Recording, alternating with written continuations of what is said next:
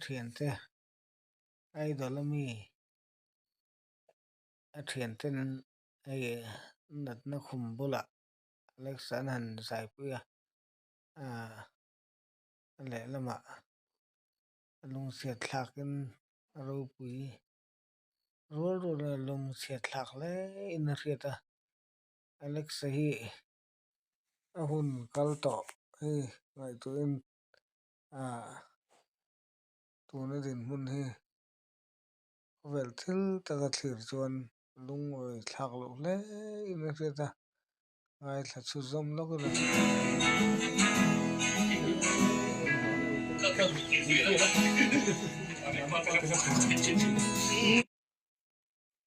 Alexa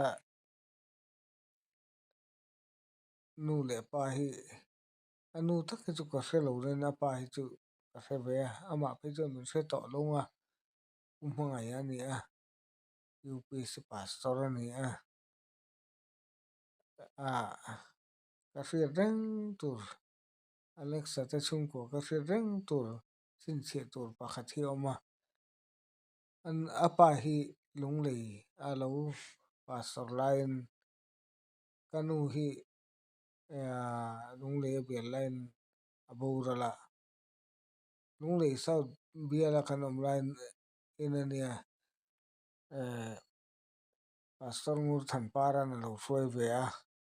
ani not bial pastor ani lung lei not umhanga ya Alexa pa hi chulai te chuan Alexa te po an tlangwal an tlei rol chho so moninga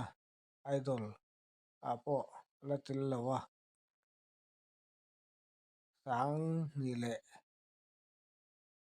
sang ni kuma ani chu kanu boral lai chu umhanga ya hian kanu hi vui ve a sarmon voi ni thlak ani a urthan paran hun a hmang masa a on umhanga ya hian a hmang non ve le a in kanu kha uai me a in hmang tak ani wen khala una khan nu ma pitar ma ni se phak to khin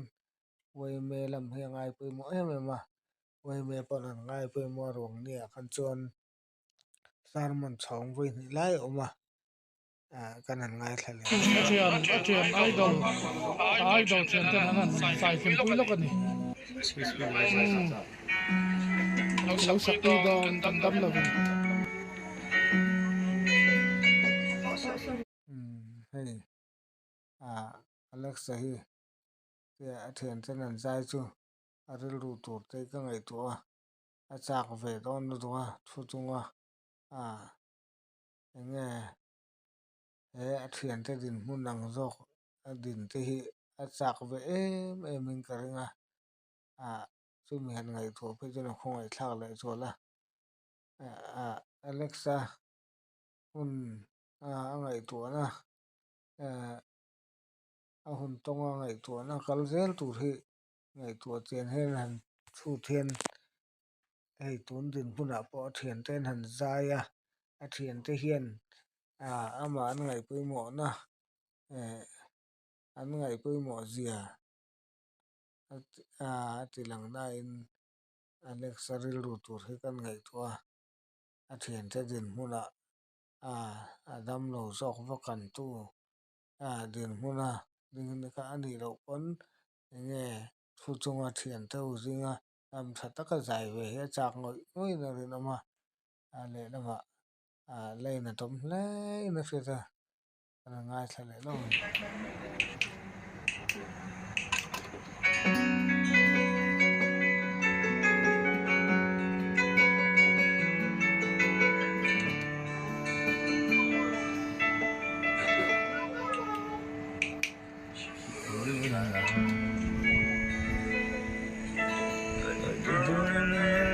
midnight cigarette. She broke his heart. Spent his whole life trying to forget. Watching break his pain away, little at a time. But he never could get drunk enough to get him off her mind.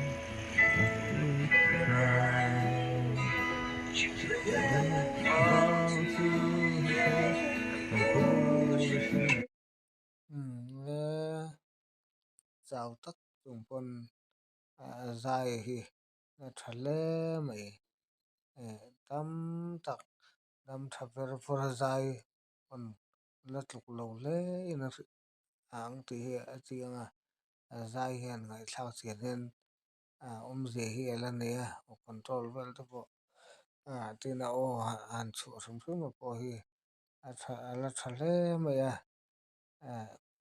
se tong khan tam thaver for dài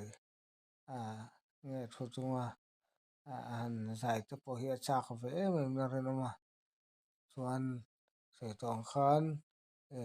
Alexa te chung ko hi ka hriat reng na tur pakhat awm kan tih chu apa hian kanu hi a vuina thu cha seitu nia pu hmangai ani thu sei thiam deuh mai na hei apa hi nge sarman pa hla la thuan sei zoma a to pa hla thlang chi tianga thu sei thiam hi nia tianga thu sei thiam ju thiam takan ni sarman thlaka chuan a to pa hla thuan sei zom nga la in mil deuh takin rem deuh taka hla thuan sei zom nga hlan thlang nga chu kanu ruang chuang a pawh chuan a hun nu hnung zawk sarman nu hnung kha thlaka a to pa chulai chuan sang hnih kum ani nge mi thil chhung te ena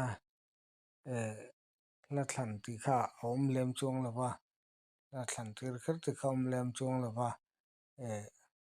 hun hmang tu khan a to pa aw thaw le nan ro pui thil an the tu kho tiang hlama chuan min thlen le lui kam mawi zawka chuan buai le thih na hning ka zai ti hian sei dap masa sarman zum khan an se buai na lo kiang la karam ka chuan ang ti hia kan hlan hun hung atan isila ti kha la a ro pui khoma pui hi an nge an danglam ui bak ni hin a hriata tin mai chana po nu hovin chu ngur than par nen tir ko ring ha nen pu mai nen chuan pathian thu sei thiam hian ti to me kanu kanan thla thlan mual atanga kanan le po pathian thu sei thiam tu ten han te nu ho khan cham ro zana hun mang le ru te a zana tir ko ring ha mun cham puya an mang phei chu zan khua thak pun khangai thlapi ti te pon oma cheng khop chuan a thenin pu hmangai hi ka star an te nu hu khan a thenin ngur than par an te thenin tir ko ring han te pu hmangai chu sei chu Alexa pa chu sei vun ni thlenga ka thin nung thi theilo an ma Alexa te chung kwa hi ka hriat reng na tur a ding ka ti na chu aw thaw le nan ro pui a sarbun top lo ma khan aw thaw a hla thu khan sei zom nga la aw thaw le nan ro pui thi na hne tu thiang hlama chuan min thlen lui kam mawi zawka chuan buai le thin a hning ka zai gan ti mai chu hi lu sun mek po kha ro pui ka ti ni lu kha ti nge me ma hiat to sarman thak ro pui kha la tam lawang om lawang chu ila kan sei sual deuh mai te ma se hi ma tak phei chu ka hriat chin ah chuan ai ro pui kha ka hrelawa chuan kanu voina sarman ani boka ngai hlua a ti hun lai kha da record na te lo rem chang lo mobile smartphone ang chi te la chuak lova chuak ni sei chuan an lo ke ma ngai po khan ka record dui ka ringa ma se ka thin lung an record ti dom reng ani ti kha sei du tu tum ta kan an du to le phutanga Alexa hi nge ral khat hian kanom na hun te in lata ka leinat ve ema in an ti sak thei kan nei lawa ama ro chu pathian in om pui sela nge Alexa nun te ka chu tin thu thlung mi ani pathian thuslung mi ani a thuslung fa kan tiang zinga mi hinia ven Alexa hi than dam ani gar nge poka be se a hun kal ka to ka thutin e nge atan hian tun hun te po hi pathian na ruat bek ni ka ria adam le na mo eng po alo ton se pathian ruat liêu liêu ni ti lo thei lo wa ven ama hi chu nge sei tong chuan san dam tur jing mi nge ani ven zong khan chuan a tharau la mai chuan a tha hi mong e ma in lo dam tha se adam that le thailo na tur po yom chu lo pathian ang kim the nia ro pathian ro puina tan po man ta po adu an mai the ni ven atan hin nge mi zong te Alexa nun hi ka ral khat tang po hin kam hu pha be ning ka ran chung po hi tharau mi an ni ti kha kan sei du ni Alexa po hian na hon enge ai dol vela khan leng sem sai ba se khom puina i lo vela pathian lai hian thuslung fa te Pentecost ko san te a oi dap rang ni ti kha kan sei du na kha mu tam zau tan the lo ta kan sei be ne ale tu ta kan du to le photanga a ta tin ta po na ke da video dang ta po ri ek le